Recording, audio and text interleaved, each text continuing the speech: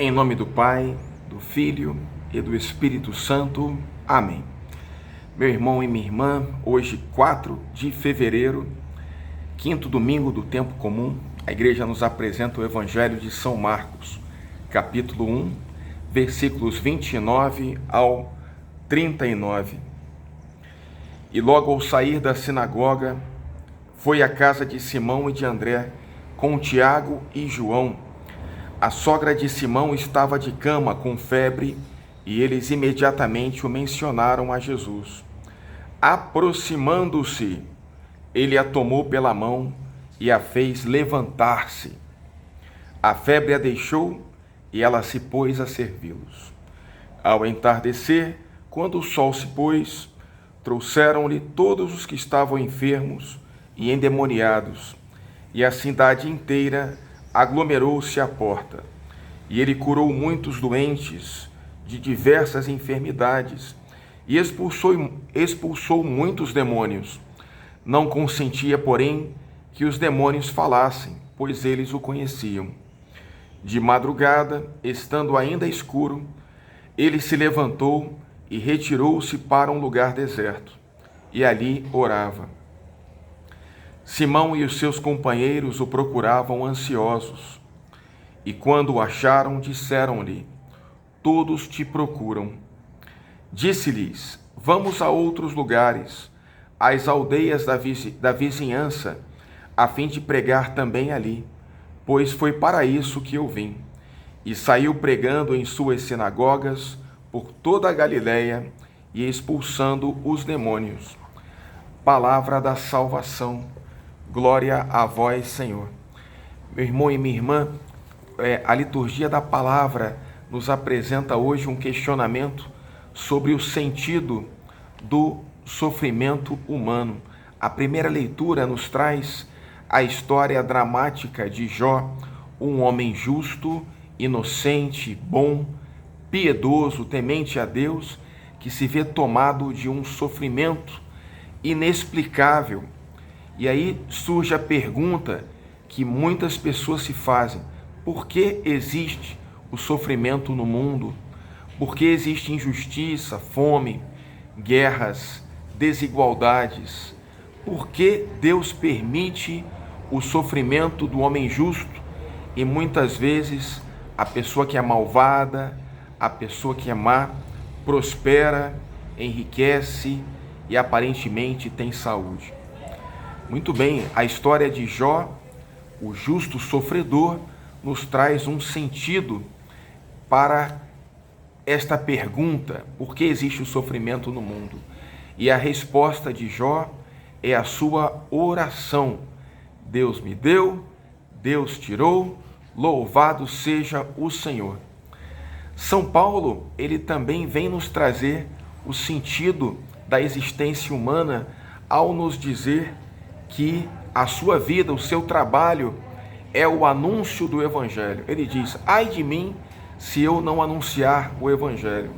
Essa é uma missão nobre, é um trabalho muito nobre, o anúncio do Evangelho de Jesus, da boa nova da salvação, que nos traz luz, que nos traz paz, que nos traz conforto, sentimento e nos ajuda a entender o sentido da nossa vida, que é Cristo, e que existe uma vida eterna que Jesus nos conquistou. São Paulo, seguindo o ensinamento de Jesus, ele entende que o operário é digno do seu trabalho, mas ele também entende que aquele que anuncia o Evangelho não deve se apegar aos bens materiais, às riquezas, e embora seja digno do seu salário, ele deve agir totalmente apegado apenas ao reino dos céus e não às riquezas e à fama aqui da terra. Nesse sentido, São Paulo também nos exorta a buscarmos as coisas do alto. O anúncio do Evangelho também traz um sentido para o nosso sofrimento. Em última instância, quando o homem sofre, Jesus, que é Deus, também sofre com ele. Onde estava Deus quando o homem sofria? Deus estava na cruz, sofrendo conosco. sendo crucificado pelos nossos pecados e pelos erros do ser humano. Jesus assume o nosso sofrimento para nos libertar de toda a dor, para nos curar de todas as doenças e para nos conduzir a um mundo novo, aonde não há sofrimento, aonde não há dor, aonde não há mais tristeza, mas apenas a alegria e a paz no encontro com Deus. Nesse sentido, o Evangelho ele nos fala de como Jesus cura a sogra de Pedro. É muito bonito o uso dos verbos no grego koiné, original do Evangelho. Jesus aproxima-se da sogra de Pedro, ele aproxima-se do doente, ele vem ao encontro daquele que sofre e o toma pela mão e o levanta. Nesse sentido, Jesus faz também uma referência à sua própria ressurreição, no qual ele se levanta e vence a morte e vence também todo o sofrimento humano. A sogra de Pedro, imediatamente libertada da sua febre, da sua enfermidade, ela se coloca a serviço de Jesus.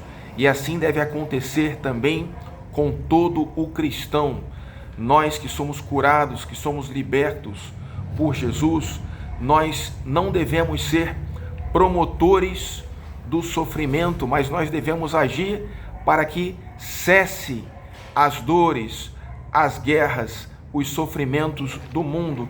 Devemos, como Jesus, nos colocar ao lado daquele que sofre, aproximar-nos das pessoas que sofrem para lhes aliviar o sofrimento. Nesse sentido, Jesus nos fala também que o mal não é invencível, porque Jesus derrotou o mal, Jesus derrotou o sofrimento, Jesus derrotou a morte. O cristão, então, ele não provoca o sofrimento, mas o alivia, ele faz com que esse mundo seja um lugar melhor.